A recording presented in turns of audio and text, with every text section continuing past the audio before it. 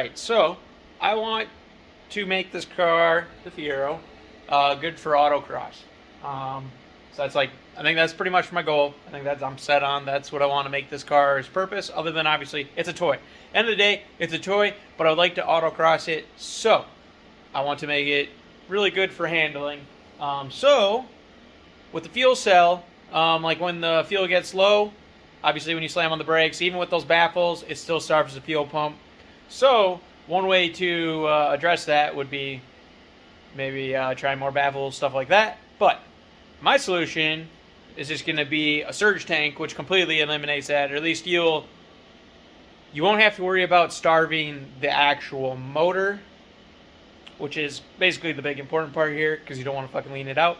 So I'm going to be putting a surge tank back in this corner. Excuse me, that was rude. So we're going to put in that back corner. And then right here, I'm working on, I cut off one of the brackets already. I'm going to cut the other one off because I don't need it. So weld on this bracket right here, which is going to just help it seat, and then it'll bolt right to the frame rail with a self-tapper because professional. And then there will be two more at the top, which will be through bolts through the firewall. There'll be two bolts that go through the firewall, and so it's going to go nowheres. But yeah, I'm missing parts, so probably won't be all done as soon as I want it, but this video, it will be done. So, but yeah, that's the gist. So let's go ahead and TIG weld that the first bracket on, and then we'll go from there. All right, look at that. Ugly as a sin, but she'll hold. But yeah, so while I wait for that to cool, because it's warm, I have some different belts here. I'm not sure which one I'm going to use yet. I ordered a couple different ones to just give them a test. They're from our buddies, Benchmark Abrasives. So, yeah. Oh, if you've never ordered anything from Benchmark Abrasives, usually if you go on there and you type in, use code FREEMIX, all caps, FREEMIX, you get like an assortment of like cutoffs, grinder, and flap disc and shit. So definitely worth it. I like all their stuff. It's all I use for everything. That's an abrasive. All my cutoff discs, I've literally just bought a 50 pack of them. So the cutoff discs, and I also have like a whole freaking box of flap discs there. So yeah, I like their stuff, to say the least. Yeah, so let's go ahead and swap out this belt, because this is just what comes on a Ryobi one, which is most likely not intended for the uses I use. This is probably just straight up wood. We've used these blue ones before. I also have, there is another brown one in there. I don't remember what I actually ordered. So, but yeah, let's get that swapped out.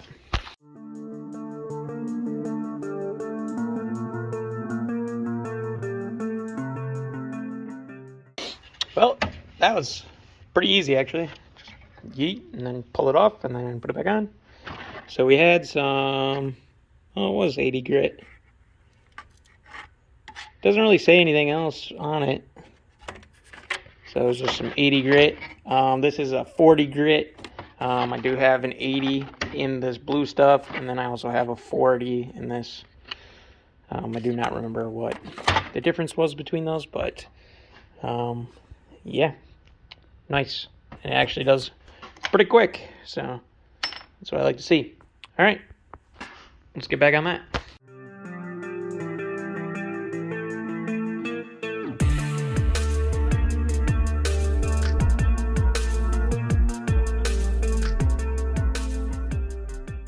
All right, so we'll let that do its thing. That's cool off. Definitely messed up. So this metal had like a stupid protective film on it, and yeah, totally forgot to. I cleaned off the one side, but I didn't do the other. So, or well, actually, no, I didn't do both. I just cleaned my edges, but I forgot about that. So yeah, it was really dirty when I was welding it, but we should be good. I just had to ground down the back because I want that to be flat so it can sit against the firewall nicer. So yeah, then we just gave those a slight bend. Might have to bend them more.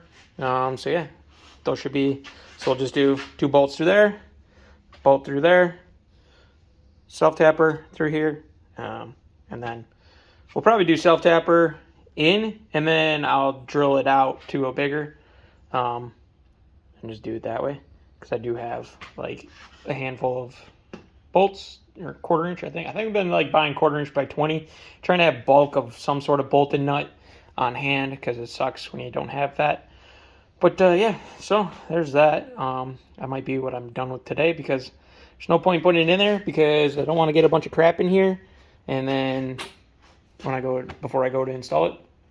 But I do need to go through my bin and see what AN fittings I do have, so I can determine whether I need to order more or not. I think my game plan is I'm going to use a double-ended AN6 female. I have this one, so I'm going to do that from one of those ports into the bottom of the fuel pressure regulator. So if you don't understand what a surge tank does, basically, so from the fuel cell, there will be a supply in and then a return to the fuel cell. All right, that's that. Then you'll have a fuel pump in here that will go to the fuel rail, through the fuel rail, into the fuel pressure regulator, back into here.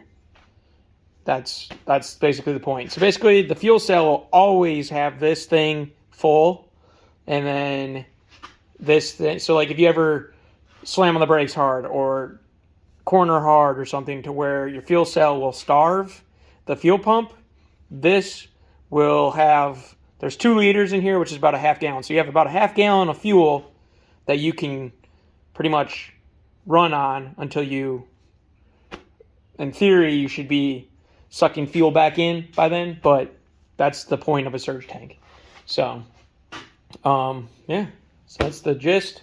So yeah, pretty cool stuff. I just need to check and see what I got for fittings, and hopefully I have everything. If not, I'll have to order stuff and then wait for that to show up. So yeah, yay. All right, don't mess what a disaster. Literally just cleaned all of it. Disaster. But yeah, I'm gonna go ahead and get the pump in. So we got a AEM 400. There's a part number if that means anything to you. So it's what I already have in there. That's the other one. So I just have another one. So I'm gonna go ahead and get this put in and get it bolted on and all that good stuff. Probably get all the fittings on and all that stuff, and then we'll be as good as we can be until fittings show up, hopefully in a couple days. So let's do that.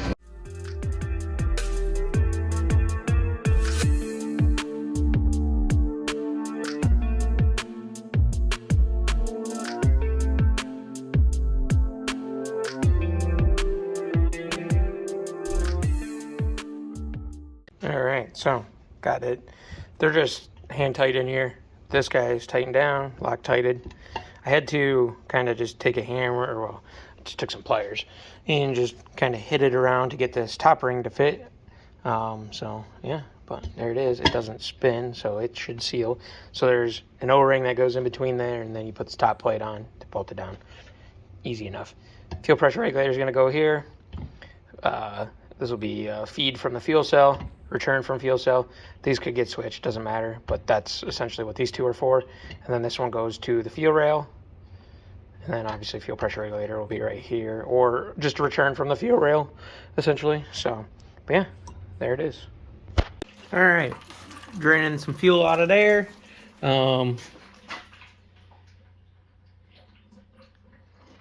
so got that draining. I have some wiring to do because we need to go to a larger gauge wire, 10 gauge. O'Reilly says it's maximum of 30 amps. These things are like 15-ish amps, so, or it's like 13 or whatever at like most common. So, but I'm gonna see if I can just run 2 wires instead of just like, I don't want to really jump from there because then you have twice the amp load on this one. So I'm going to see if I have enough wire to run from that fuel pump up there up into the cab to the relay. The solid state relay or whatever I have is good for 70 amps, so we'll be good to run both amps off there, or both things off of it. Then I also have some fittings from our buddies over there at Hot Rod Fuels. There you go, if you want 10% off. Hot Rod Fuel hose. Definitely like these because I have some more of the fancy line I'm going to use up. So we'll get it looking pretty up top. But yeah, so we'll go ahead and get this thing off. Make sure it's fully drained, and then we're going to recreate this line. So this line, we need it to go from this fuel pump into the surge tank, and then this return line here, and I just put it all over the floor. So this return line right here needs to go to the surge tank as well. But yeah, I'm gonna put this filter between the surge tank and the filter, or the injectors, because that's what this one's really important for doing. And then the flex fuel, I might see if I have enough wire to put the flex fuel into, I believe the return is what I would put that in. So we'll see what I end up doing. It'll either go into the return line into the fuel cell, or it'll go into the feed line. I don't think it matters, especially in this case, because it's literally just this pump's whole job is to keep that little half gallon full. So, but yeah, all right, let's get to it. All right, so I definitely just went ahead and did it all. I messed my eye up at work, so got chemical in it. We're taking it easy today, and yeah, I just did it.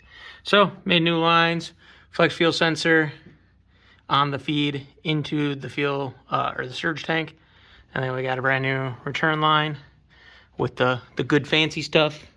We'll go ahead and pull the locks, lower her down. I also just ran the ground wire, and I ran the power wire through where the wideband was coming through.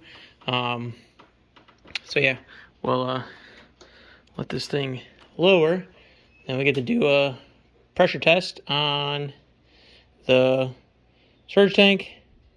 See what I forgot to tighten. Hopefully nothing. And then yeah, you can see where I ran that red wire right there. That is the power wire. I need to get some loom for it, but I looked for some, I couldn't find none. So unfortunately, don't got no loom for it, but should be fine.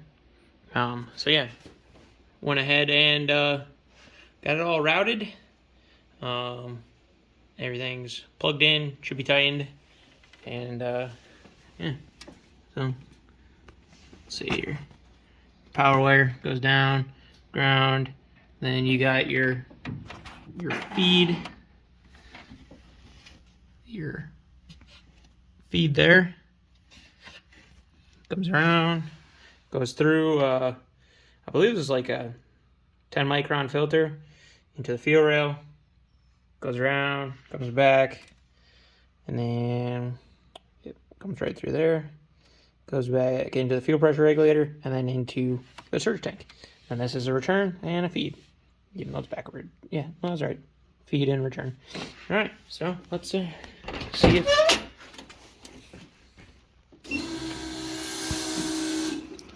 Wow, it's extra loud now.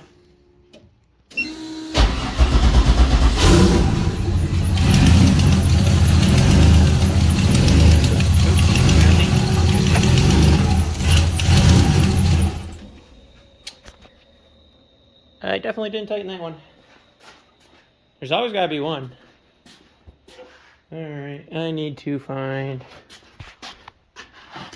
this wrench.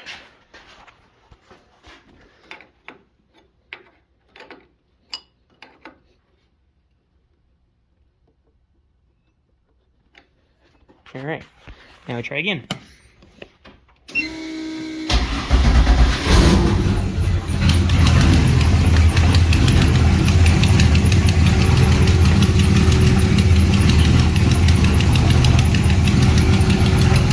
to me.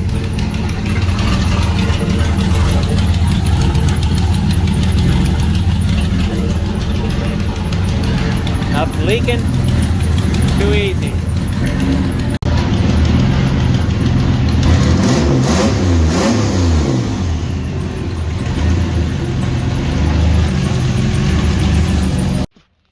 All right, so finishing up the video here on the surge tank install that I installed and filmed like a month ago.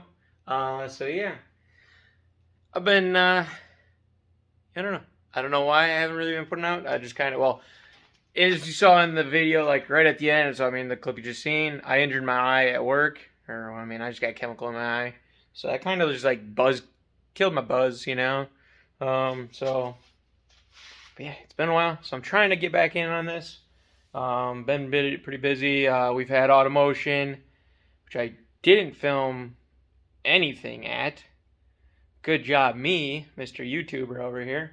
And then Fiero Dell's run, that happened, and the twin disc is in. So videos coming soon on that. Dell's run, I do have a little bit of footage. I don't know if I have a whole bit, so it might be Dell's run and the twin disc, because I did that all the same weekend, which would have been like literally yesterday. So, or at least at the time of filming this. So yeah.